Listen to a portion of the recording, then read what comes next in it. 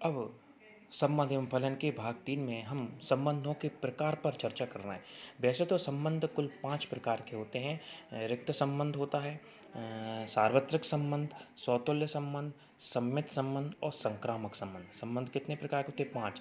रिक्त संबंध, सार्वत्रिक संबंध, सौतुल्य संबंध, सम्मित संबंध और संक्रामक संबंध। लेकिन यहाँ हमको इस चैप्टर में तुल्यता संबंध पर विचार करना है, तुल्यता संबंध की जांच करना है। तो तुल्यता संबंध की जांच करने के लिए 3 प्रकार के संबंध अति आवश्यक हैं, जैसे सौतुल्य संबंध, सम्मित संबंध और संक्रामक संबंध। अतः यहाँ हम मुख्य रूप से 3 संबंधों पर विचार करेंगे।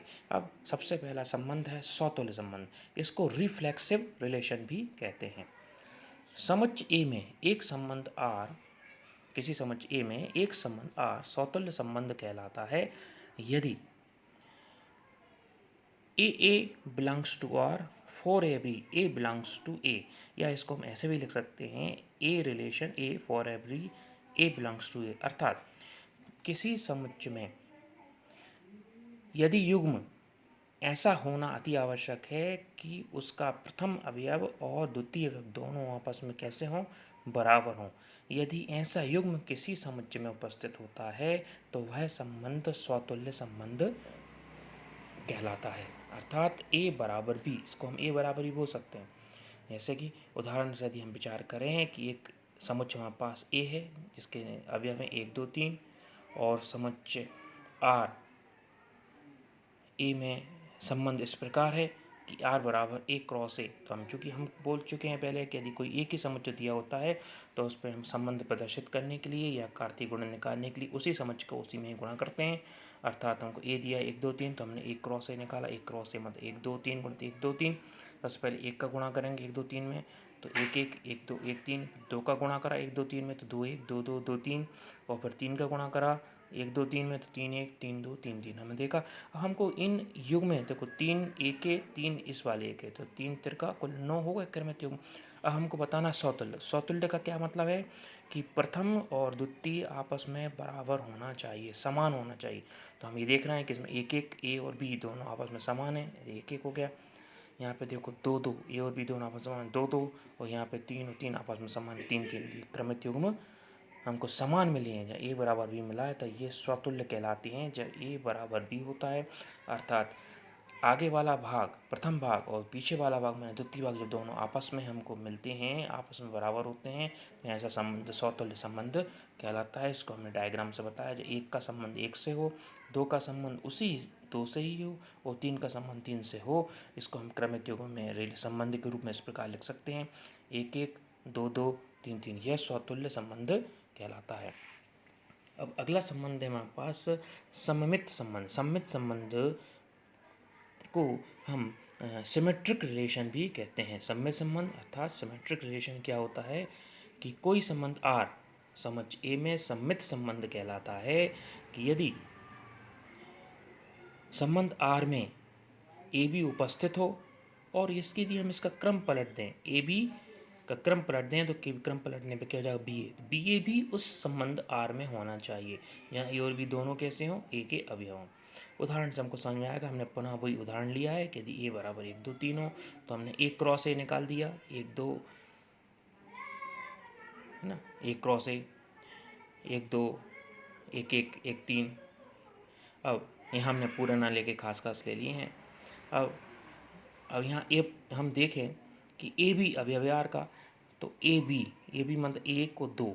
यदि किसी संबंध आर, इसको हम 1 क्रॉस ए को हम आर भी बोल सकते हैं। यदि 1 क्रॉस ए में यदि इसको हम आर बोल रहे हैं, संबंध बोल रहे हैं, यदि 1 2 है तो यदि हम इसको पलट दें 2 1, तो क्या यहाँ 2 1 है? हाँ है। 1 3 यहाँ पर है तो क्या 3 1 है? 3 1 है, देखो पलटने पर है। तो जब हम ऐसे ए और बी को आपस में अलट पलट करने पर यदि वो युग्म भी उस संबंध में या उस क्रमित समुच्चय में उपस्थित होता है तो ऐसा संबंध सम्मित संबंध कहलाता है। हमने बताया है कि देखिए 1 2 1 3 3 1 2 1 है ना। तो हमने लिखा है यदि 1 2 अवयव हैं 1 क्रॉस 1 के, तो देखो 2 1 भी अवयव है 1 क्रॉस 1 का। यदि 2 3 अवयव है आर माने ए क्रॉस ए का, तो 3 दो भी अवयव है आर माने ए क्रॉस ए का, ए क्रॉस ए बराबर आर, हम रिलेशन को बता रहे हैं। अर्थात परिभाषा क्या हो गई, यदि ए भी अवयव है आर तब बी ए भी अवयव होना चाहिए आर का, यह संबंध की कंडीशन है। तीसरा संबंध हमारा महत्वपूर्ण है, जिसको हम संक्रामक संबंध कहते हैं, और इसको अंग्रेजी में ट्रांजिटिव जो है रिलेशन कहा जाता है। अब कोई संबंध आर समुच्चय ए में संक्रामक संबंध कहलाता है यदि, कब कहलाएगा, यदि कोई संबंध आर समुच्चय में, कि यदि ए भी कोई युग्म हो, यदि ए भी कोई युग्म हो आर में या ए क्रॉस ए में, और बी सी कोई दूसरा युग्म अभी अवयव हो आर में, तो पहले वाले का ए, क्योंकि देखिए बी से बी यदि हम कैंसिल होगा क्या बचा, ए सी बचा, तो पहले वाले युग्म में ए बी और दूसरा युग्म में बी सी, यदि ये दोनों उपस्थित हों तो ए सी भी उस संबंध आर में या उस क्रमित गुणन के समुच्चय में उपस्थित है, तो ऐसा संबंध क्या कहलाता है, संक्रामक संबंध कहलाता है। उदाहरण के लिए हमने ए 1 2 3 लिया था, हम ए क्रॉस ए निकालेंगे जैसा कि हमने पूर्व में निकाला पूरे क्रमित युग्म, तो हमने क्या देखा कि देखिए में एक क्रॉस ए में 1 1 1 2 1 3 2 1 2 2 2 3 3 1 3 2 3 3, हमने तीनों निकाल दिए है ना, पूरा क्रमित युग्म निकाला। अब हम देख रहे हैं कि मान लीजिए देखिए इसमें 1 2 दिख रहा है, 1 2 ये युग्म है, युग्म एक क्रॉस ए अर्थात आर का अवयव है, देखो 1 2 एक क्रॉस ए मतलब आर का अवयव है। और दूसरा 2 3, देखो 2 3 भी अवयव है एक क्रॉस ए का, देखो 2 से 2 कैंसिल तो क्या बचा 1 और 3, देखो ये 1 2 2 3, मान लीजिए हम 2 से 2 कैंसिल करें, 1 और 3 मिल गया, तो ये हो गया 1 2 क्या हो गया ए बी, 2 3 क्या हो गया बी सी, तो बी से बी कैंसिल क्या हो गया 1 3 मान ए सी। तो देखें हम 1 3 अवयव है आर का, तो 1 3 देखें आप 1 3 है 1 3 है, तो 1 2 अवयव है आर का और 2 3 अवयव है आर का, तब 1 3 भी अवयव है यदि आर का, तो ऐसा संबंध संक्रामक संबंध अर्थात ट्रांजिटिव रिलेशन कहलाता है।